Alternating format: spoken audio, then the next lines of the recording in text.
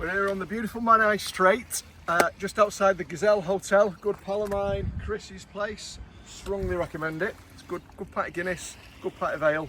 Anyway, what we're here for today is I've been trying to get John into a SEAPRO inflatable and a passing outboard for the past 3 months. It's just not quite worked out, but now is the day. We've got the weather, we've got the willingness, we've got the kit, so let's put it together. This boat is a SEAPRO 340 air deck. It's very manageable by just one person, which was one of the stipulations that John had. So it weighs about 40-ish kilos, there or thereabouts, and it's very easy to put up with one person, and I'm going to show you how to do it now. All fits in the bag nicely, as you would see. Some of the boats that you buy, rather, the bags just don't fit the inflatable, and then you have bits of inflatable hanging out all over the place, whereas our bags are a bit oversized, so we don't have that problem. So the first thing to do is get all the accessories out of the way so we can unroll the boat. Now, I design these boats. I do a lot of spear fishing and fishing, messing about in the Menai Strait, and I've been tweaking them since 2006 to make them user-friendly and easy to put up. So this boat takes no assembly whatsoever. You just roll it out, blow it up with the Genovo speedy pump that I'm going to show you how to use now, and everything else goes on kind of behind the scenes. They've got like lots of torsional strengthening bits that don't need to be taken out each time you use them. They just stay in. Like, you've got some under mattress pressure plates here, which just roll out, and as I say, you don't need to put them together. I'll just move that. So we fitted some launch wheels to this earlier on. These are the brackets for them. I'll show you how to use those in a minute. Now, one of the features of the SEAPRO boat, if you want to have a look in here, John, yep, is these little locks that lock the floor down onto the transom, so that you don't get any wave follow, or hull hook some people call it. It's when you get like a wave underneath the boat there. So we shove those on. They would stay on all the time. I just had to take them off to fit the launch wheel brackets. So this is the Genovo speedy pump. As far as inflatable boat pumps go, this is the fastest gun in the West. It's got a 2-stage action. So it goes on, first of all, like a vacuum cleaner, a centrifugal pump that whacks the volume in, and then it switches over automatically to a piston pump that puts the pressure in. You set your pressure here and it shuts off automatically, so it'll allow your boat to be exactly the right pressure, exactly how you want it. There are 2 different types. There's one that's got a set of crock clips, so if you, like me, blow your boat up by the side of the car all the time, this is the one to go for. Whereas if you blow your boat up remotely, we do one that's got a rechargeable battery as well. That's enough about the pump. Let's connect it up and away we go. So the first job is to blow up the tubes. They go up to 30 kilopascals. So set 30 kilopascals. In old money, if you're interested, that's about 4 psi.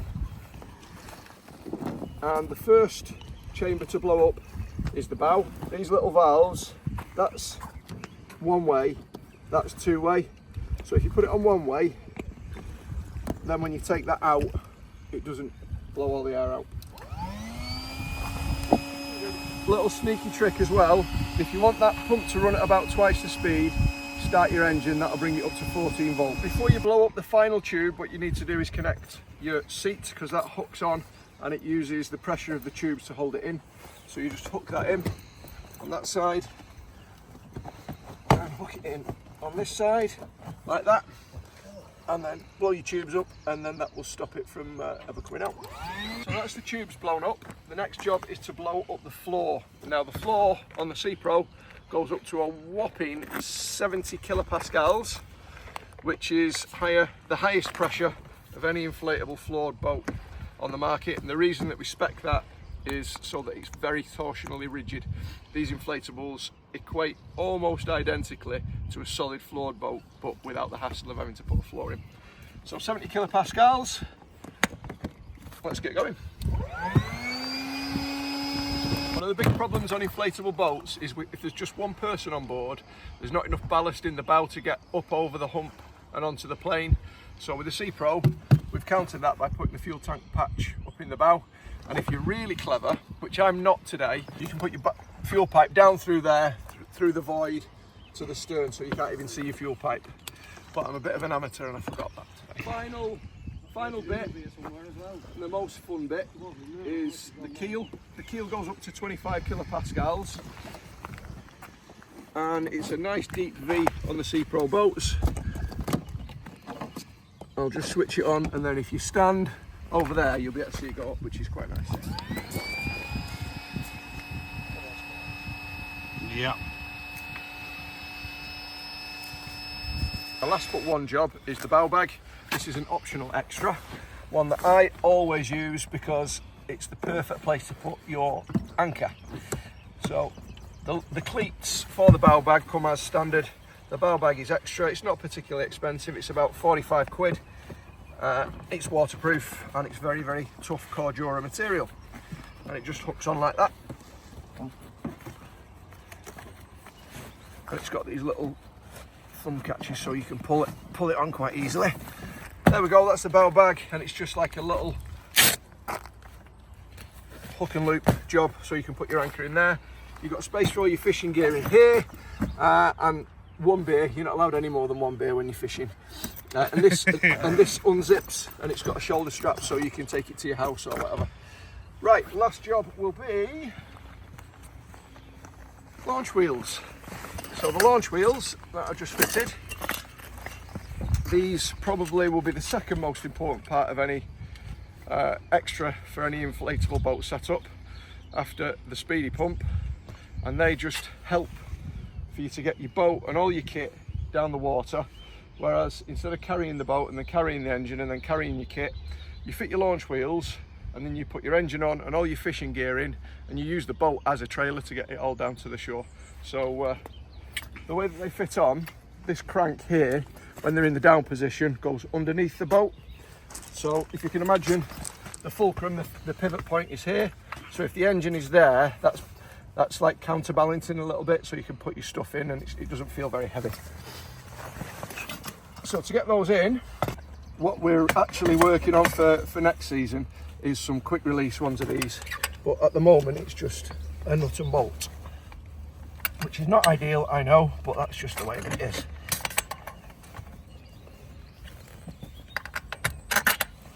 So that goes in.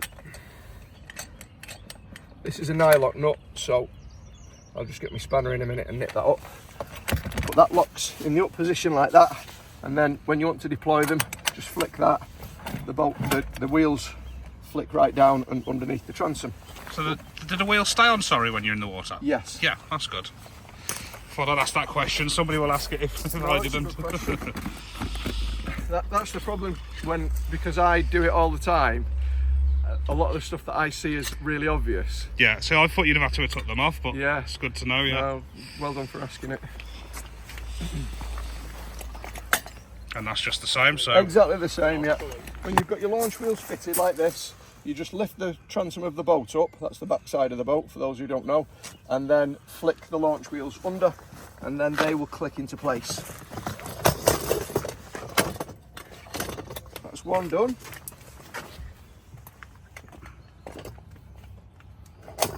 That's two done. And that's as simple as that. Yeah. Nice Wow. and easy, hey? And then you've got yourself a trailer. How quick was that? That was quick. Yeah. For us, hope we don't need those, but very useful for getting yourself out of the doo-doo. Yeah. And they just clip in like this. They do track really nicely, these air deck boats that have got quite a pronounced keel, so if you do ever need to do any rowing, then yeah, they're lovely to row. Same the other side. Okay, so that's the boat assembled. I'll just put it in front of the engine, because literally all you need to do is lift the engine out of the vehicle and then onto the transom. You don't need to do any more carrying of an outboard engine. SEAPRO's got a nice D-ring, nice grab handle on the bow.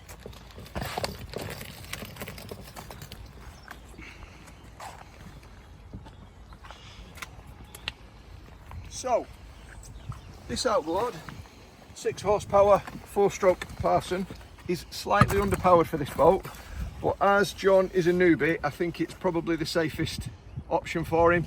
It probably won't quite plane with him on, although it might do, it might just about plane, but he's certainly not going to get himself into any trouble. So yeah, we'll just pop the engine onto the transom, nip up the thumb screws,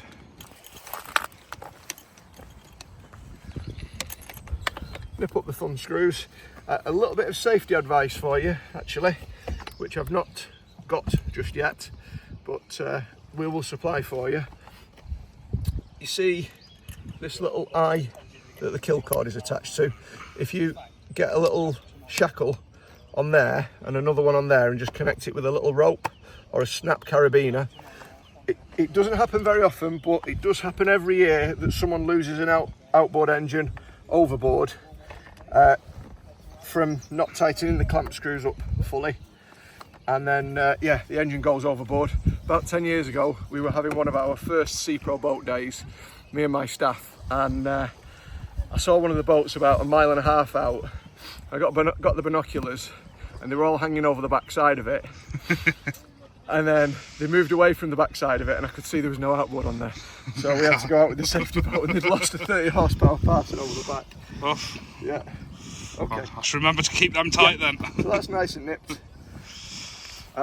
What now? Let's get our life jackets. Life jackets, yeah. And then we'll jump on board and I'll give you the lowdown on how to start it. Cool. So this is a 3.4 metre inflatable. It's rated up to 5 adults, but it will fish 2 people very comfortably.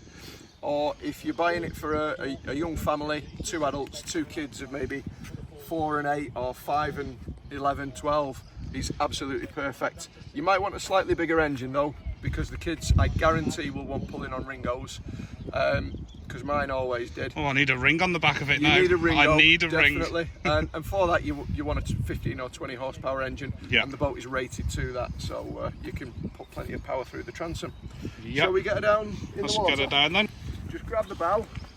The outboard is counterbalancing the weight of the boat, so I feel maybe 15 kilos on my hand at the moment, down the beach. One-handed easy. Yeah.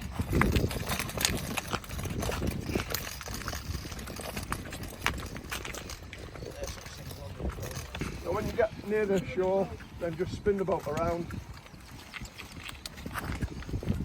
Because these are pneumatic tyres, they go over rocks, soft sand, shale, all that sort of thing. Yeah. Don't be in a particular rush to get over it though, because you can sometimes bounce the stanchion out of its rest.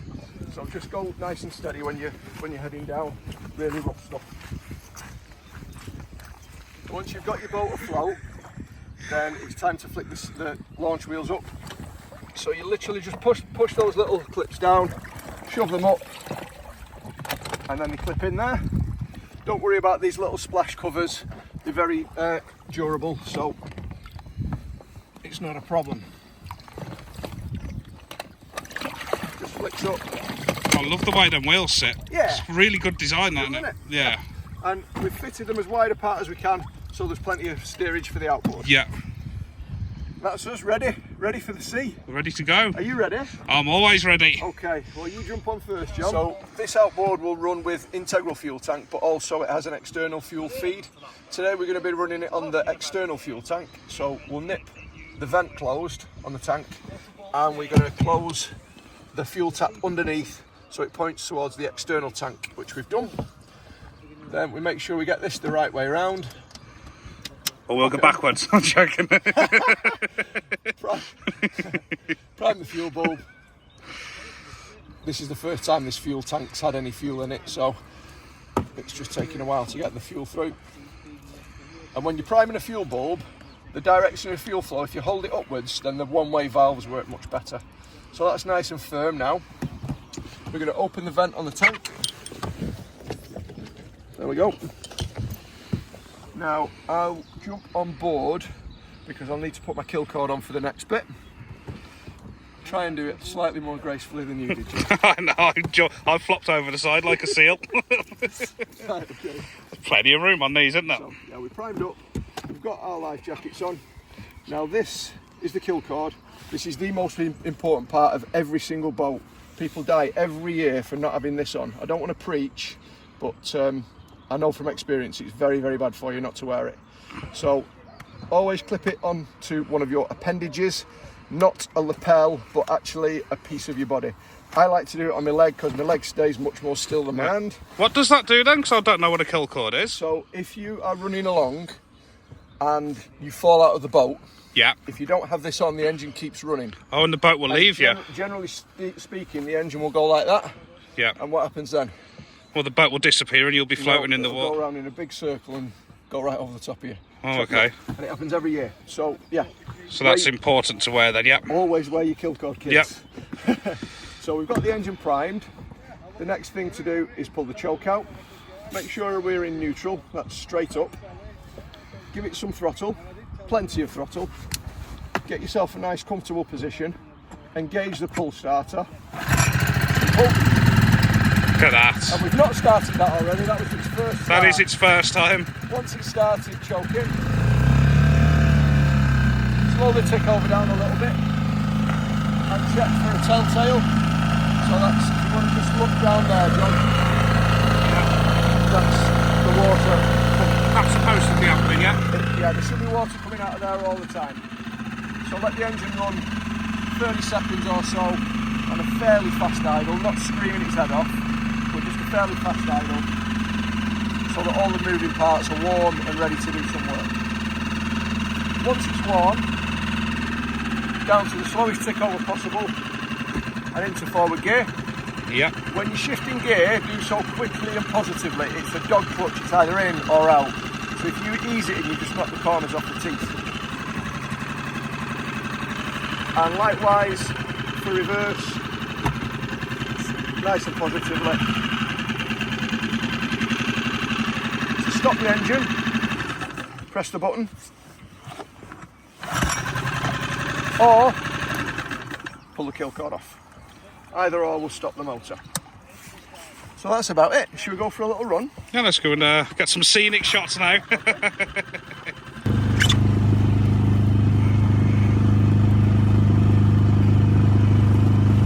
Turning, you pull the tiller the opposite direction to that which you want to go.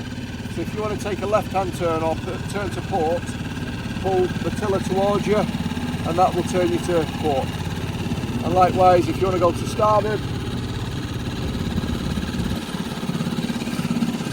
it's a bit counterintuitive to some people, that, so probably yeah, it's best just like to point it out reversing, that isn't way. it? Steering the other way. Yeah, exactly. Well, I've done a set of videos on reversing, actually. Yeah. On reversing the trailer. Oh yeah, on your YouTube channel, what's that called? It's Bill Hyam Marine. But I think the videos are, the best videos are on TikTok actually. TikTok, if you yeah. look at our TikTok channel. What's Bill, that called? It's also Bill Hyam Marine. Yeah. So Hyam is H-I-G-H-A-M. yeah, I'll put the text on the screen now, Yeah, people, exactly. for you to have a look. Well, John, I think it's your turn, mate. I'm going to cut this camera off then, and I'm going to have a little sail in my new boat. I'll remember this. Kill cord, and make will- sure it's nice and tight. I will always have that on. Yep. Nice and tight. Well done. Right, now what do I do? Do you remember? No. So the next job is when the engine's warm, Yeah. you don't need any choke, Yeah, yeah. just a little bit of throttle.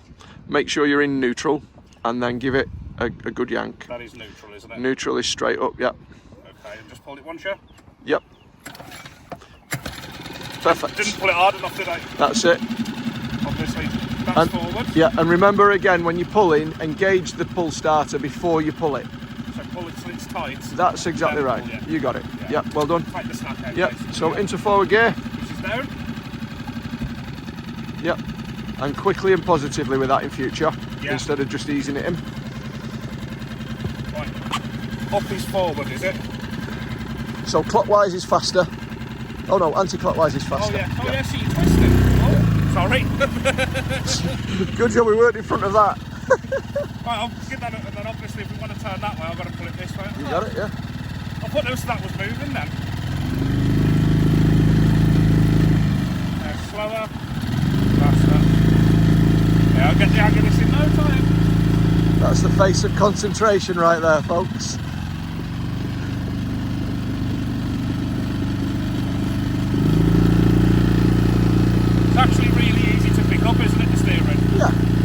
intuitive.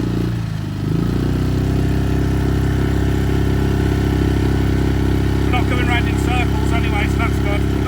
Yep.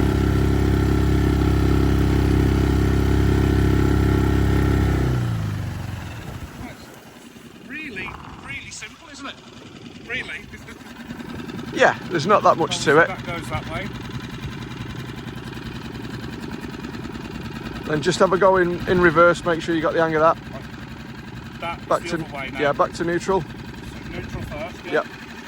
And then into reverse. Slam it in. Yep. Well done. I bet reverse is. Yep.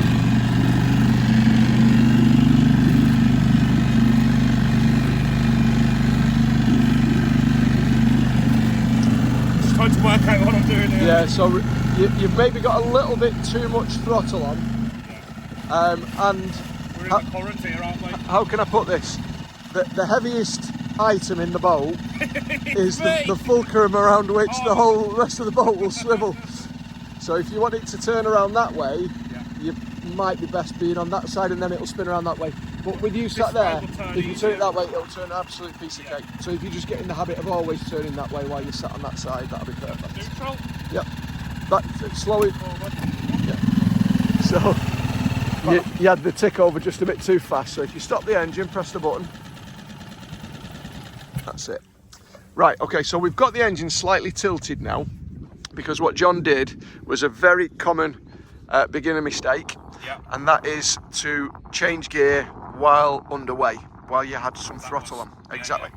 So we've got the engine slightly tilted, and this is a perfect opportunity for me to teach you how to tilt the engine. Perfect. See, I've done it on purpose, really. Pull that off. So the outboard tilts only when it's in forward gear. It doesn't tilt in neutral or reverse. Yeah. Because when the engine is in reverse gear, the prop's spinning the other way and pulling, and it wants to flick up. Does that make sense to you? Yeah, yeah. So there's an automatic lock to stop you from being able to do that. So therefore, when you want to tilt the engine, make sure you're in forward. You can push down on the tiller handle and pull up on this handle, and it will come up. And every time you hear a click, you can stop it. Yeah. If you want to tilt the engine down, there's a little handle just here on this side. This is your tilt lock release handle. Yeah, yeah. Just lift up on it a little bit and the engine will tilt down. Perfect, yeah. Okay, don't get your fingers caught in the scissors of the swivel bracket as you're doing it. So to tilt it, once again, one click, that's shallow water 1, so if you're in shallow water you can go along. Lift it up, yeah. That's shallow water 2 if you're in very shallow water. That is full tilt. And then to let it back down again, just lift up on that handle and it goes all the way back down. Nice and simple. So one other thing of note, if the engine is in gear, it will not start. Pull, yeah. All you'll do is break the start lock, Yeah. the neutral start lock system. So make sure you're in neutral gear, make sure your kill cord's connected, and we'll have another go at that, shall we? Yeah. Right, we're in neutral. See, every day's a school day, isn't it, pal? Take off the slack. Yeah. And then let it go. Yeah. You need to pull it a bit harder. Yeah, you've got to give it a good old yeah. And sometimes you may need to give it a little bit of throttle as well. Yeah. Not always, but occasionally. So yeah, Hold down. throttle right the way down before you shift gear. Yeah, slam that in. Perfect. Now you're like a seasoned pro now. Easy work. Yeah.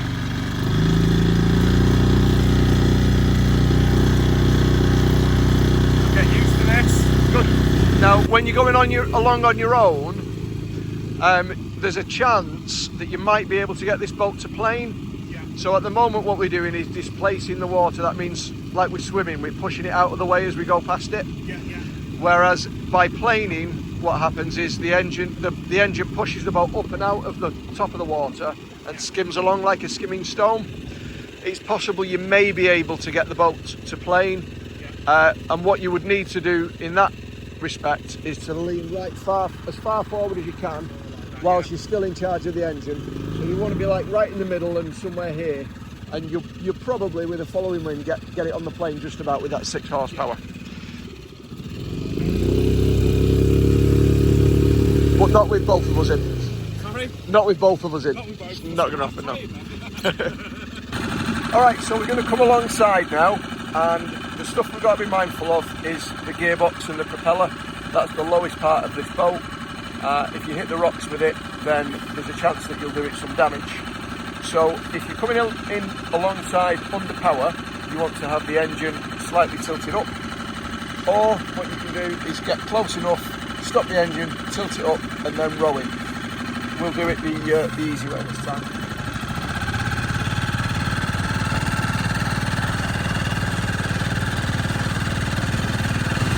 I tell you, I'm about 20 yards away from the shore now, so I'm going to stop the engine, put it in shallow water too,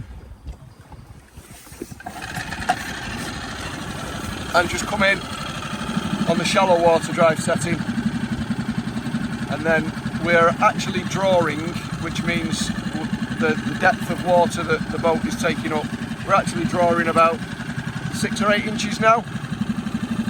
So this is what's going to really help you get into those really bassy shallow spots. Yeah. When you're fishing. And if you want to see where we are now, that's brought us right into the shore. There's Mr. Rocker. So we're going to stop the engine, tilt it all the way up, disconnect our kill cord, and that is us done. I better get out then, hadn't I? You can get out, or you can take it for a quick spin yourself if you want, whatever you want to do. I'll have a quick spin then. Kill cord first of all. Neutral. Neutral. Drop the engine down. Is it that lever, is it? It is, yes. Lift the lever up.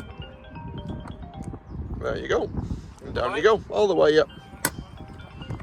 Perfect. Well done. Neutral. Yep, neutral. Get the tight the slack. Yep. He's a semi-pro. Right, reverse. Reverse.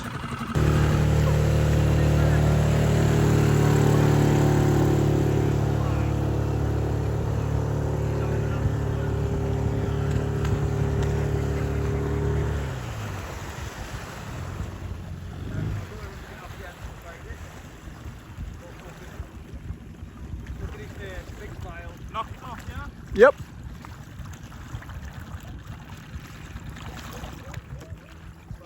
Tilt the engine up as well. What are you thinking of your first experience of a sled, John? Well, I can't wait to get out of it now. Still got the hang of it. So it fits in the small car, goes up within 10 minutes, and it takes 10 minutes to learn, so it's a winner all round, isn't it? Of course it is. And I'll tell you what, John, it will change your fishing no end. Because I've never been on one before, and 20 minutes ago it was in the car, now it's set up out and I know what to do with it. It's brilliant. So surely, you know, obviously be safe and that, but they're not that hard to master really, are they? So before I had this, I was worried. I was like, oh no, I ain't gonna do it, and 20 minutes in, I've got it. We've got it. There we go. So now we've been out and had a really fun time, you are going to put the boat away and the engine in your car. The first thing you want to do is run the carburetor on the engine dry so your car doesn't stink of fuel. So to do that, I generally do it while I'm debussing all my stuff out of the car, getting my fish out of the boat, getting my fishing gear up to the slipway and stuff like that. So disconnect the fuel line and start the engine and just let it run until it stops. Yeah. If you are running on the integral tank, then make sure you switch the tap back to off. Yeah. And that just drains the engine of any fuel and stops those nasty smells in your car. So I'll do that now. Strictly speaking, really, you should have your kill cord on and you should be sat in the boat to do this. Yeah. But we're in neutral and I know that engine's just going to run fine, so we'll leave it running while we get the rest of the stuff out the boat. One more little note that Richard Happy Hooker said, which is very pertinent. You cannot run an outboard engine out of the water. They've got a rubber contact impeller which will just burn out in minutes, well seconds really, if you run it out of the water.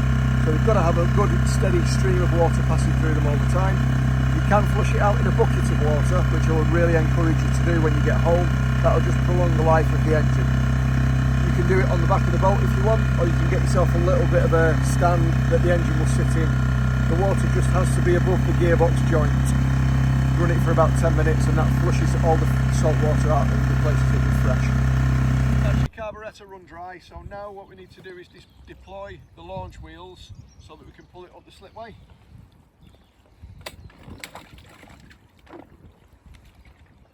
Because there's buoyancy in the wheels, you really have to push them under when they're underwater, but that's what you've got to do.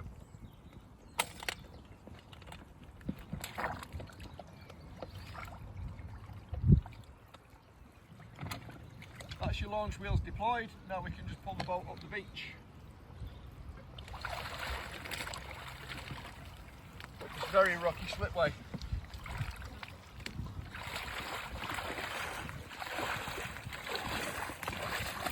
There we go, back up. Heavy that way. Not when there's a beer in front of me, no. Is it heavy? Not when there's a beer in front of me. And there she is, my new machine. Cannot wait to be doing some testing on that. Yes. Pop the bung out. Pop the bung out. Yeah. What does the bung do then? Stops the water getting into the boat. Oh yeah, of course it does, yeah. I think I'm a total beginner. What you could also do actually, which I think is a bit faster, Yeah. take your outboard off. Yeah.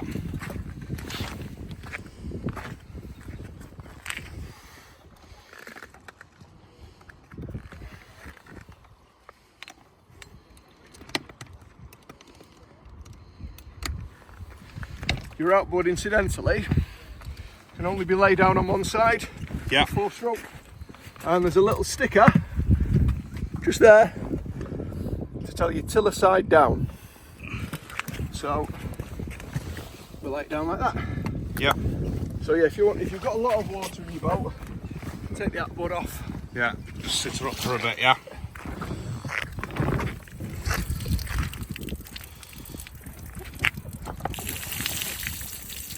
Just tip it out like that. Yeah. When I've been spearfishing, there's sometimes 5 or 6 gallons of water in there. So you've had your fun, you want to put the boat away, but it's got to go back in the bag. So the procedure is pop the inflatable sausage, the keel, then the floor, then the tubes, in that order. So we'll do the keel first, and then the high pressure floor. If any of you got a paddleboard, you know how this is going to go.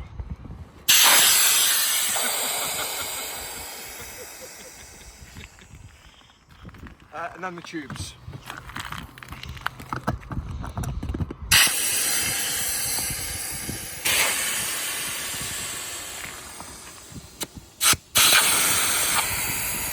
And I guess we wait now.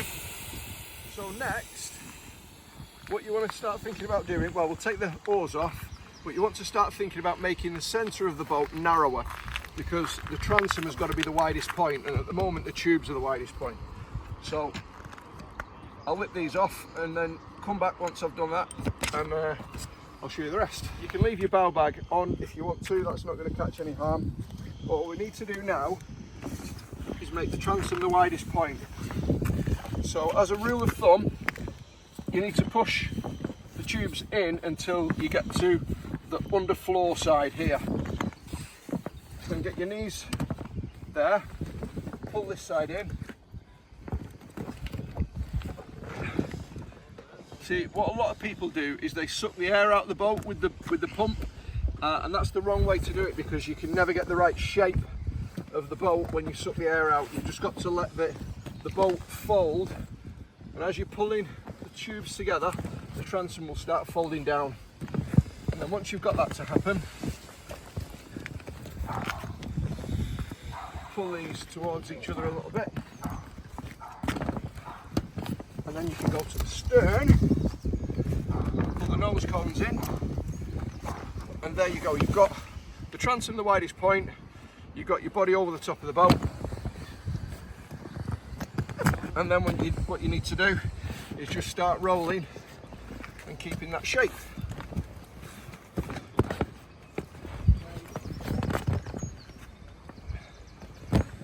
And you can use your body weight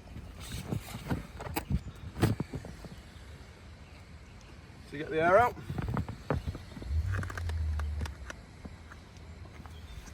If you do it this way, then it will always fit in the bag. Always. If you rush it, it ain't gonna do. But you can see it doesn't take long. It's taken us probably 4 minutes to deflate that entire boat. Yeah, exactly, yeah. Pretty bloody quick, really, isn't it? If that was a heavy duty boat with an aluminium floor, you'd be 15 minutes to put down and maybe 35 minutes to put up.